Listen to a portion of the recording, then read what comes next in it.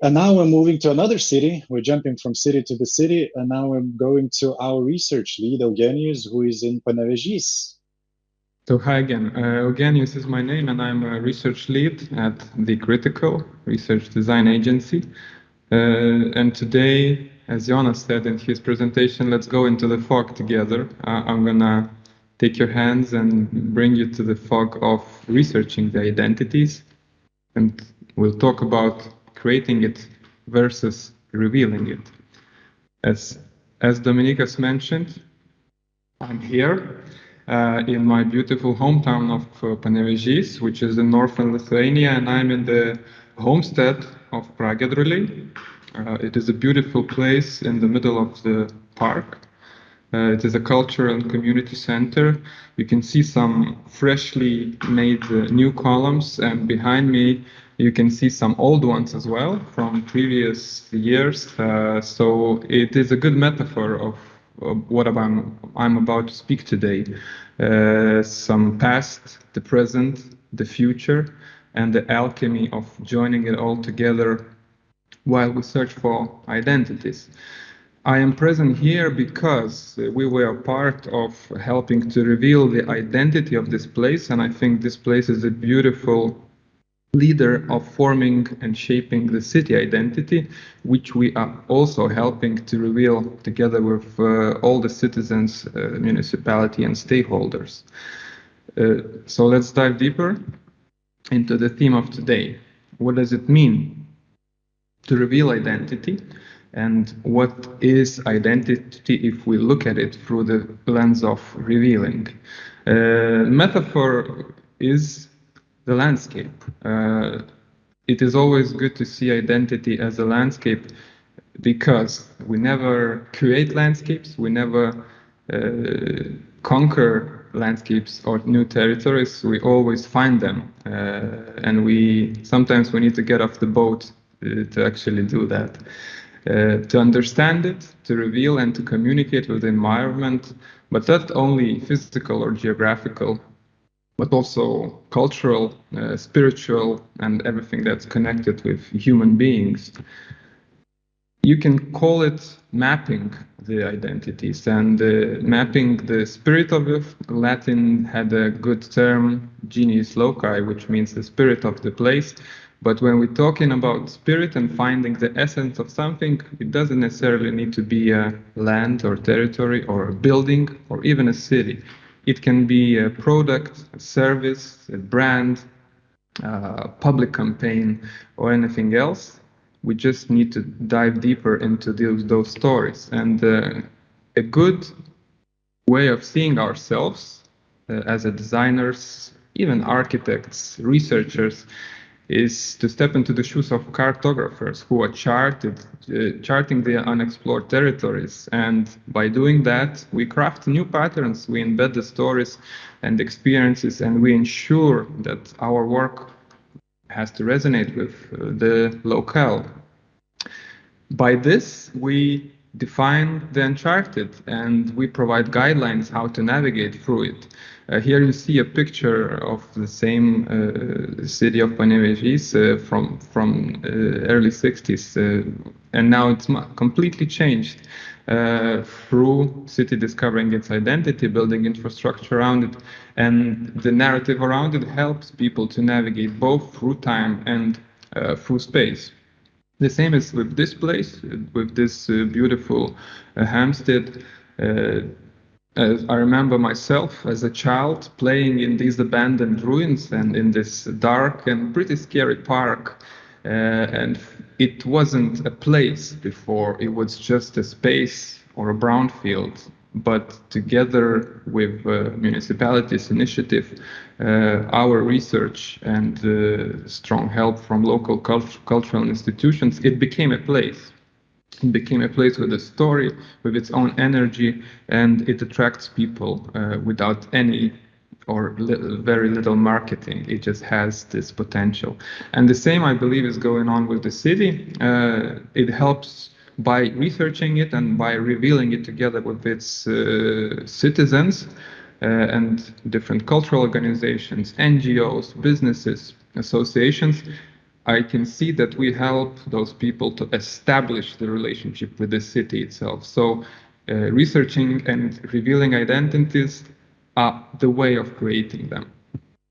It's always good, even when we see the identity as a landscape, it's always good to go a little bit deeper, to go beyond the surface. And going beyond the surface, sometimes it's scary. The depths are scary, and sometimes there's cold, and big predatory fishes are lurking in there. However, the design is far more than meets the eye. It's just like a canvas. It hides the strokes beneath its surface. And beneath it, there's usually the meaning, the journey, the emotions, and everything that people connect to. And again, it doesn't matter whose identity are we talking about. The brand, the city, even the state, or the building. We have to engage those layers. We have to reveal them. And as a researcher, I want to talk a little bit about specific tools that we have. We can all use them. Dominikas in the beginning already mentioned contextual development. So it's always very good. It doesn't matter what identity we are thinking about, to look from different perspectives, so different contexts: cultural, economic, social, environmental.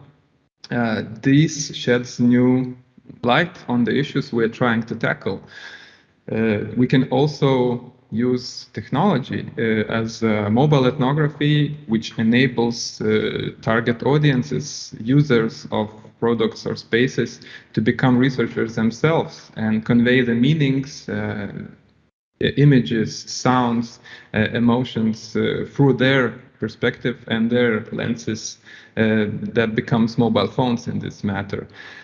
Symbolic mapping the symbols of the place or the service and expressing the values of it, paying attention to psychographics, not only the age, income, or geographical locations, but also hobbies, fears, expectations are very important and helps us on the way. And we can know them only by going to the field, coming to the place, talking to the people, individually through interviews or in the group discussions through focus group or surveys or workshops. And it's also important to make sense of it all, to connect those different methods and build the story out of it. The story is how we perceive the world, and it's the only way to get to know identities, whether it be brand, service, or a city. But the last one, I think, is the most important. We as creators and as researchers or even initiators, politicians, we have to belong to what we are trying to know. We have to become at least a little part of it, and only then we can try to become one with it and get to know it. So we know that we need to discover new lands. We need to get off the ship to do that. It's very important to do it in an engaging way. Agla illustrated in previous presentations how we do it on practice. But the research itself, it also needs to have a story. And I will tell you a few stories how we combine the research in this case, in Panevėžys case, and how it helped us on the way. Very shortly. The dance of dualities is a way of perceiving things when we try to think about something, in this term identity, from different perspectives that are not usually opposing, but contrasting each other. So one of them is to look at it from the perspective of sacred or profane. Sacred is something that people value, that they pay attention to, they celebrate it, and profane is the mundane tasks and of their lived environments that they experience day to day. Sometimes when creating identities or researching them, we concentrate on one or the other as the more important one. But looking at both of them, how they interact and how these two spheres dance with each other, gives totally new meanings. In case of Panevėžys, you can see the historical photos of the dance and singing celebrations in the park itself, where I'm here now. And we also see the industry. And it's very tempting to go one way or the other and to make city a sacred place where everybody sings and dances in a unified way, or to make it an industry 4.0 city. Developing robotics and attracting investment.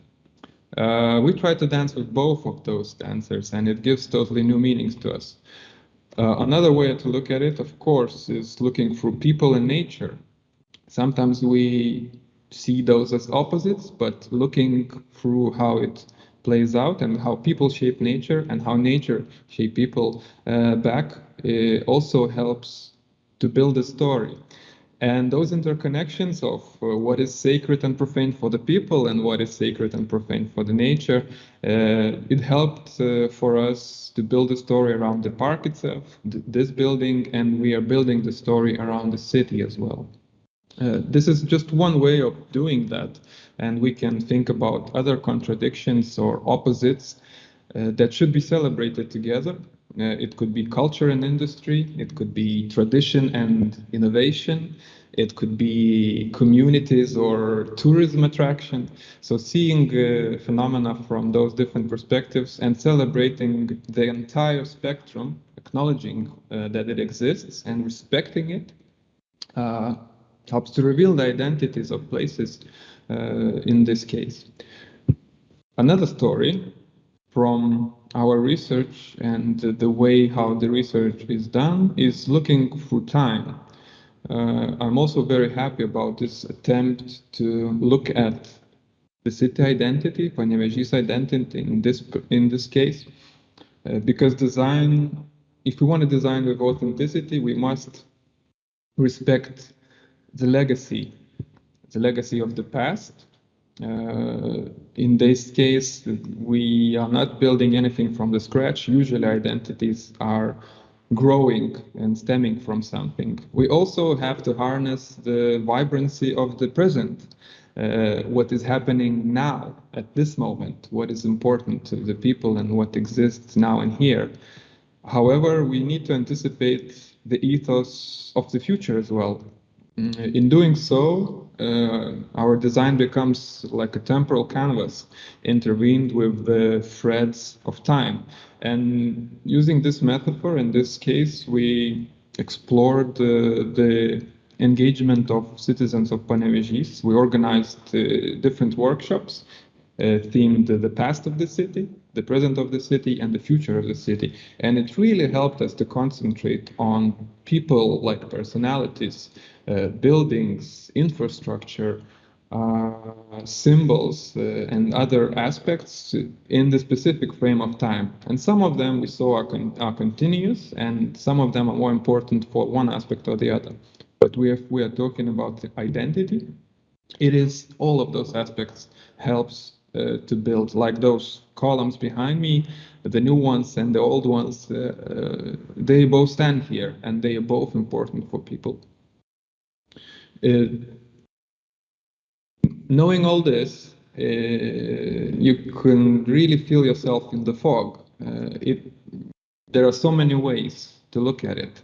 There are so many paths to take, and it's always the most tempting, I guess, to go to the easiest one, to try to impose or create based on our professional knowledge or our feelings about the situation. However, working in practice, we work a lot with different specialists in the field, both designers and politicians and communities and businesses.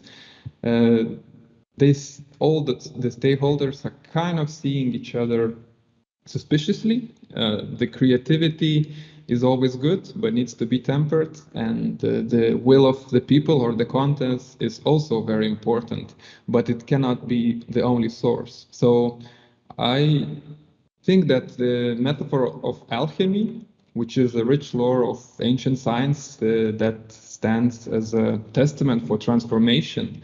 The pursuit of turning the base metals into gold is a good way of seeing things, how we can turn the data, the infrastructure, the people into the identities.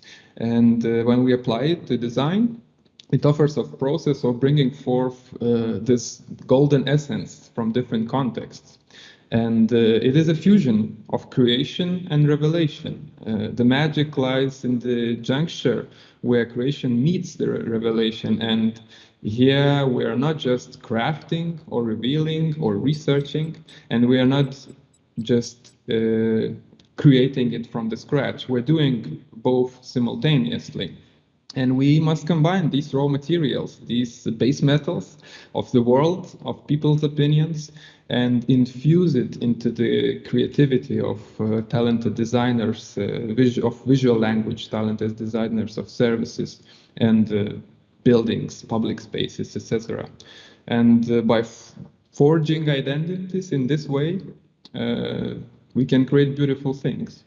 And it is a hard way, it is a foggy way, and it's a mystical dance, I would say, of identity design. But as alchemists, we must shape and transform, casting both shadows and light to find the golden mean. So, this was my story. I hope it resonated and echoed to you. I'm very curious to know if it did or if it shaped some sharp edges, but hopefully it will help you to continue your path if you're thinking about identities, if you are part of some identities in creation or revelation. I hope it was meaningful and it will help on your journey as it did to ours. Thank you. Thank you, Eugenijus. A very elaborate and in-depth presentation, I would say, with alchemy and with what is suitable for a researcher and for a research lead. I have a question which is related to the translation part, because in our agency we have two nucleus. Both two nucleus are, similar and have the same weight. There is a research and design part, and in most agencies that we have encountered, it's either design or research, and to have both and to have a dialogue between them, it's a challenge. And how do you perceive, and what is your experience when you need to translate the research information, insights for design to manifest itself, to translate to the creators who are dealing with design, with various visual language or other service design solutions? So how does it work, and how do you find it, and what works? Just like Jonas, I would like to give you the question back. However, I thought about it when preparing this presentation, and I think my last part of the presentation was inspired by this question, that it can be a science and there are specific methods of how to transfer research data to the creative part. However, that's why I chose the metaphor of alchemy. It is an infusion, and it needs a little bit of magic to happen. In those cases that are successful, it happens as a combined effort. And in those cases that it doesn't work, there are a lot of spaces where mistakes can be made. But the participation from the beginning of the creatives, people who are gonna create the end product, participation in the research, and people who are researching and working on revealing identities, participating in the creation of the end product or being part of it, it always helps to spark this magic. So I think this is again the same answer. You need to belong to the process to have the result. Yeah, thank you. And from my end, I would say from the innovation perspective, when we're talking about the qualitative leaps, as far as I can see, that it's crucial to have everything under one roof. If you're trying to give the baton to one agency, and the other agency does the research, or vice versa, the other agency does the design. If you don't have that belonging between those cultures, it's difficult for magic to appear. And I think we experience that, and still are experiencing, and probably will be experiencing this magic happening, just because different cultures belong together under one roof. So yeah, I was very excited to hear about alchemy and magic. It relates to me. I hope it relates to the audience too.